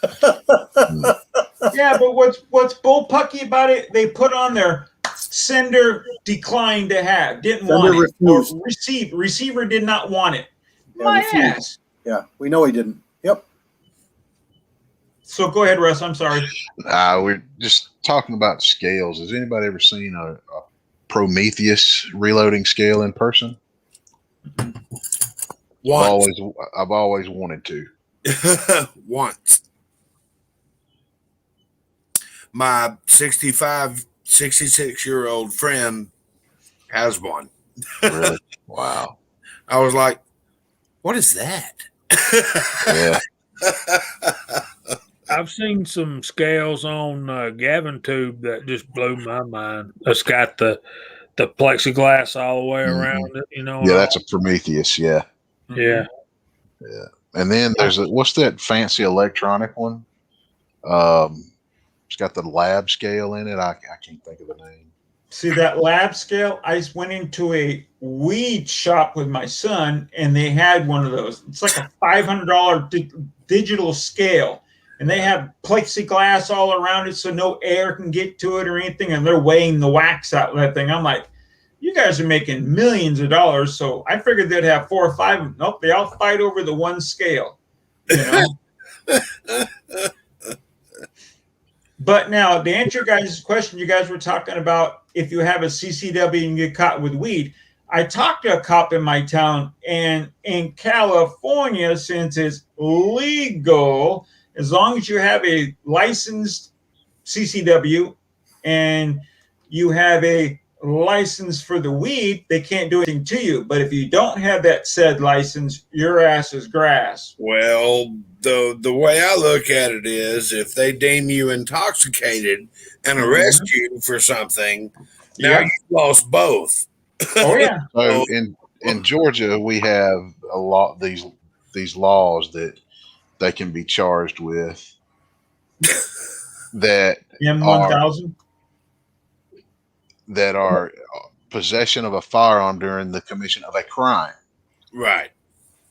possession of marijuana, or possession of said substance is a crime.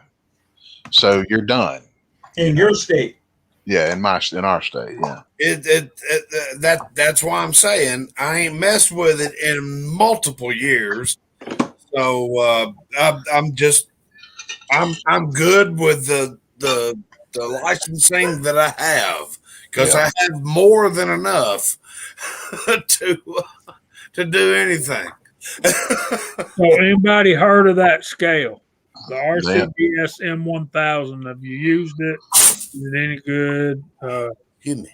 It's what Big E says. It's a Chinese replacement for the 1010 that was made by Ojos. Who So said I'm that? assuming Ojos made the RCBS 1010. I'm sorry, Jamie. I'll shut up now. Yep, Ojos made the 1010. And you could get an Ojos 1010. But that new 1000, I've seen one, and it's pot metal.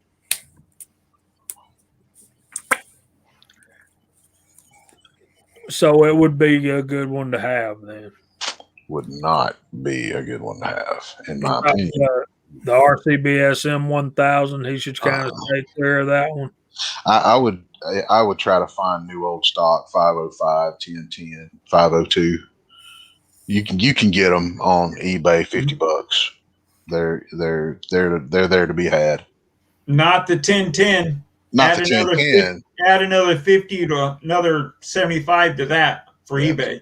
for the 505 or 502, 50. No, man. Oh, Amazon. You can pick up an Ojos 505 off Amazon for like $50, 45 bucks, you know, and you can buy it in their warehouse where I bought Jamie's. It was a return that, like Dead Horse was saying, the guy who owned it didn't know what the hell he was doing with it, so he sent it back.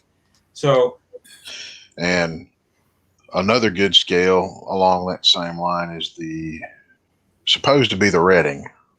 I'm really interested in the Redding, but I think it's the Redding number 2. But they're a little more. They're upwards of $100, but that's a solid metal heavy scale. Right. That's the way the Hornady one is too. I think it's $90, you know, ish, or was when I got it. And I just wanted a definite duplicate to what I was measuring, you know, in case stuff went sideways, I could accurately weigh something. And the Hornady one was great. The Lee one, oh man, you'd be off a grain and they still say, "Yeah, I'm good." oh, the Lee one sucks. Hey, Mike, what is a staccato P? I have no idea what you're talking about, bro. And the thing is everybody should have a decent set of check weights. I mean, you need to verify your scale against a good set of check weights. If you got a check weight on there, half a grain or whatever, Yeah. and you're measuring 0.4, you need to know that. Yep. And those are actually pretty cheap. You can just go on Amazon and grain check weight set, and you got all the way from 2/10 of a grain to I think it's 100 grain. That's like $22 or something. I mean, it's nothing. I can't find. Oh, mine's way up there. That's a sore subject for me because I have arthritis in my fingers real bad, and I dropped one of my little tiny round check weights, and it's magically gone. So it has to be under the hutch. So, yay! So now you got a 35-pound hutch. Is that what you're saying? No, what's going to happen is I'm going to lay my fat ass on the ground with a magnet on a stick and swipe underneath and get all the dust bunnies and everything else to find that little check weight. But Jamie, how much were they? Like $20, $25 on Amazon? What are we talking about? The check weights for the scale. $20. I've shown them every week since I've had them. Yeah, they weren't that much money at all. And the Lyman set is almost 50. Sorry, Uncle John. And actually, you can look around and find them on Amazon for about $3 or $4 less than what Jamie's saying. But you know, I think I found them for $14.99 or something, whatever. But it took 3.5 weeks to get it or something. It was something ignorant.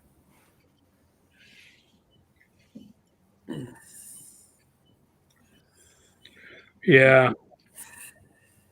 I think I have one of those too, William, that somebody sent me. Number one. I don't know if it's a number 1 or a number 2. I'll go get it in a minute and we'll take a look at it. I tried to take 2 number 2s a day. I have 2 number 1s there. Mine are both brown bases. They come in a cardboard box, old school cardboard box. Looks like old military. Yeah, you showed that last week. That was really cool check weights. They're nice. Scales. No dampening. I will say this: everybody needs a set of check weights, because if you're weighing something that you're putting against your face to shoot, you need to make sure that the scale that you're using is accurate.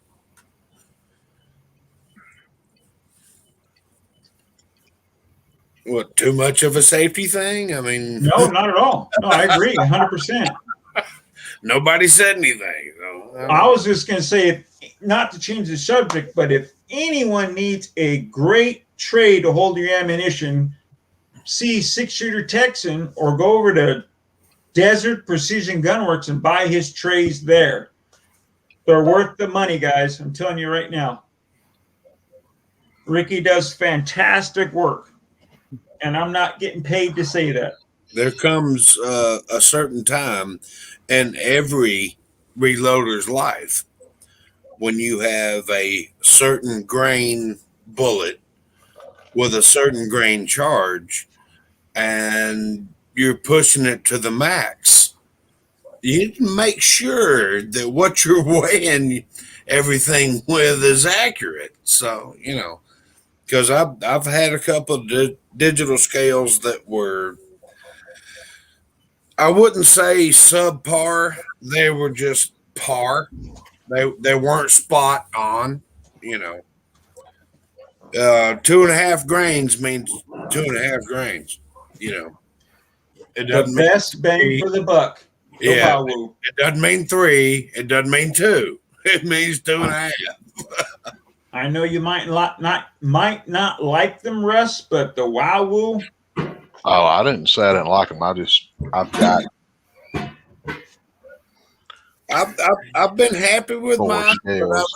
I've heard of people not being happy with theirs. Okay. the only time I hear people not happy because it has an extra 0 off to the side. So If they can't do math, not my problem. mhm. And my friend Jamie was so mad about that hunk of junk one he bought, I sent another Wawu to him. Like I say, that was, we all got introduced to them right From about the time. Johnny's Reloading Bench was the first one to show them off. Right Then it went to Elvis the time Ammo. when they redesigned them.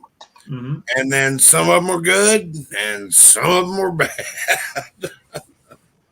I'm knocking on wood. Mine, the two I have, have been great.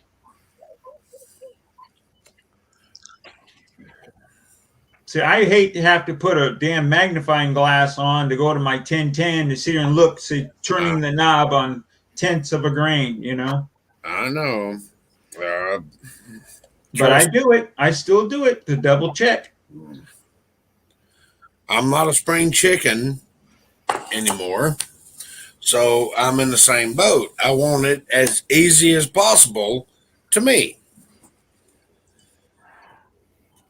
But I've found that through all the digital scales that I've been using, the Wowoo has been extremely accurate, and I really like it, and I use it a lot. I got a Frankfurt Arsenal, a Wowoo. I got two Wowoos. I got what was the one Chico put out? I got one of those. But I've also got, big beam scales, and I check my electric scales with the balance beam scales, and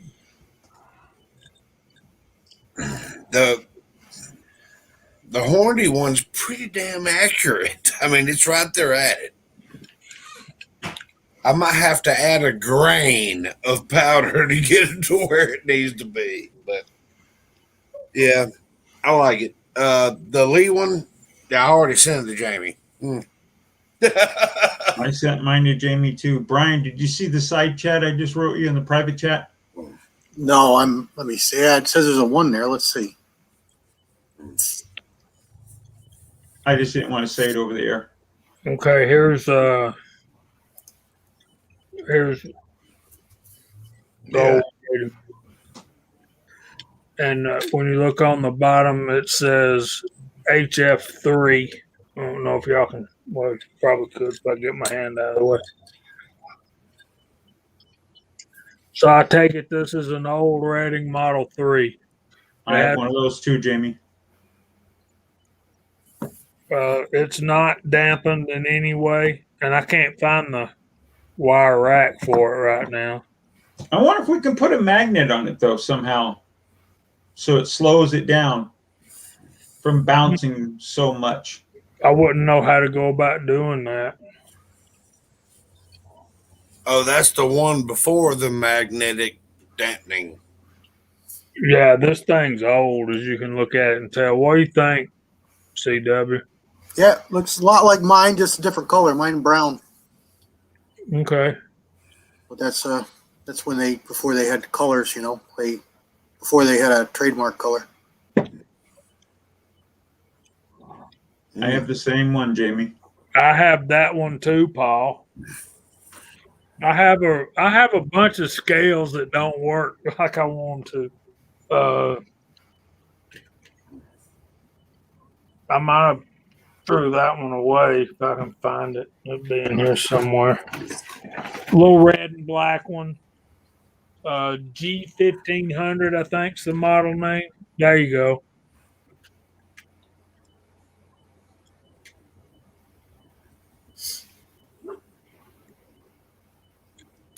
Time is up. Okay. It's about time for me to get out. No, I could tell it was time. Yeah, it's No, it's nothing about the chat. It's time for me to take some medicine. Willed and well armed. What do you mean by that question? It won't take a Sammy-sized load? I'm sure they have it in a bowl, but Yeah, that's fine. Thank you, baby. you want ketchup for that? Or? Yeah, please, just a little. Sorry, my wife's bringing me dinner. I'm just kind of figure out what the question. Well, tell her to bring me dinner. He wants to know what North Georgia Reloading's rounds are they Sammy spec? Oh, I should get North, that one. North Georgia. There's 3 left, so there'll be an extra one, I'm sure. thank you, baby. He's behind you. Sorry, everyone. Is that in Villa Rica or up in Fort Oglethorpe? The one in Villa Rica is Georgia Arms. Yeah, I know theirs are good. Well, Jamie, you took me in North Georgia Reloading, and they manufacture their ammo right there. Yes. And I can't answer the question because I've not bought 9mm from them to shoot in my guns. I wished I could, Wield, and I need to go get some of it, I guess. But yeah, Is it too long overall length, or Fort curious. Oglethorpe. Yeah, that's where I took Willie up there, Wield and well armed. We had a good day. we did? Spent some money. I did. That's when I got my first 8-pound baby. Yeah, I need to start buying powder like that. You save I a don't little need bit of money. I don't- You just got to pay a little bit to get it. Yeah. That's all right. I had a good friend who knew a guy.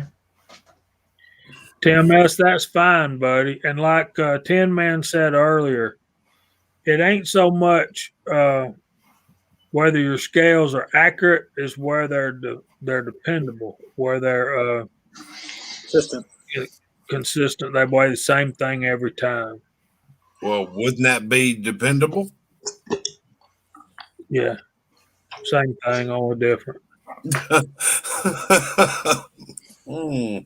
Tim S., I'd go on Amazon and buy a WowWoo and be done with it. For now, at least, until you can buy yourself a good scale. Because that Lee scale, I know it works. I started off with it. I'll be the first one to admit it. I used it, but I'm not saying it. I had great. I can't say I had the same charges all the time. Let's put it that way. Yeah, Tin Man said on there he's got a good one. Just drop it in a case gauge and see. Drop in your barrel, pull your barrel out, drop in your barrel. We'll see what you look at. Do a plunk test there. Let me make a statement. Absolutely. Big E, I look like I am suffering.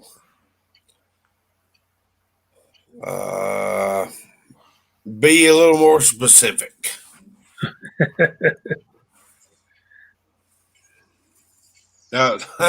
You have no clue.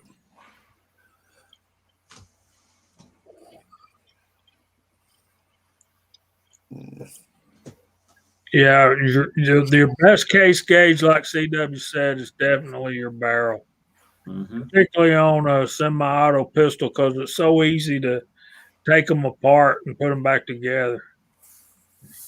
We got West Covina up in the house. What's going on? I wonder if Ozark, are you still out there, brother? It's probably still packing. Oh yeah, he's moving, ain't he? Yes, sir. Uh-oh. Two Uh-oh. houses into one. They're combining. Big E, send me an email and I'll just call you. I might have your phone number. I don't know yet. It's been a minute. Yeah, and Big E, text me again later, and I can send you a list of all the parts for the PID, and you can decide if you want me to do it for you or not. And let me tell you, Big E, you want him to do it for you because it works when you get it. Thank you, Kyle.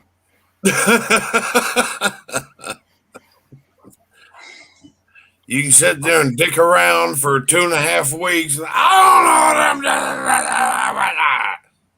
Okay, it's time for us to start going through the room. We're going to run overtime. Yeah. So let's start. letting these people get on with the rest of their weekend. They got more to do than sit around and listen to us. So I want to start by thanking everybody for coming in and sharing some time with us. Remember, your time is your most valued commodity. So thanks for being here. We treasure this time. Kyle, what you got coming up? You gonna be working on anything? I just appreciate everybody being here tonight, and I'm glad to be here tonight.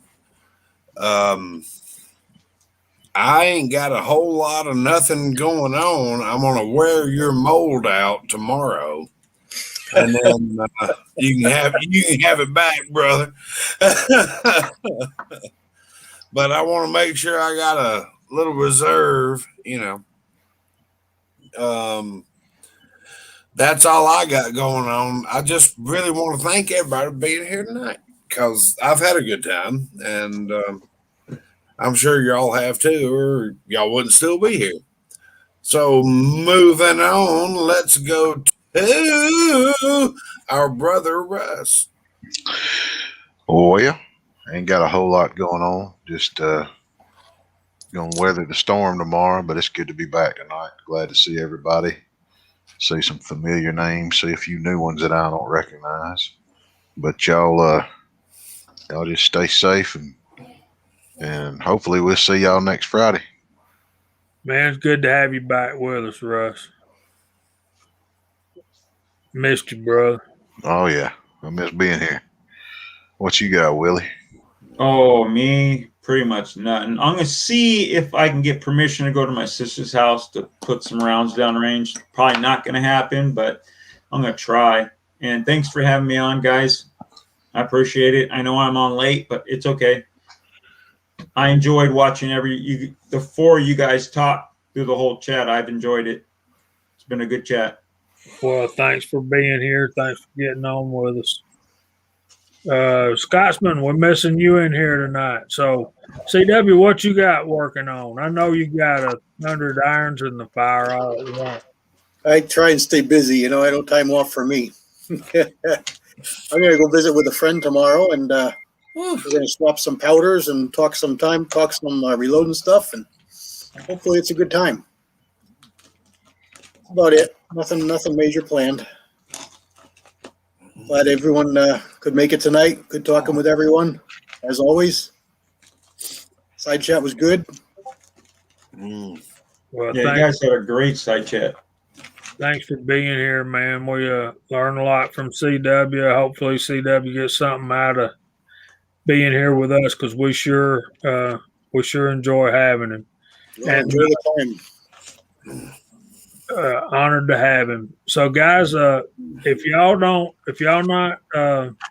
subscribe to anybody on the panel, y'all make sure you get over and take a look at what we're doing, and if you like it, give us a subscription.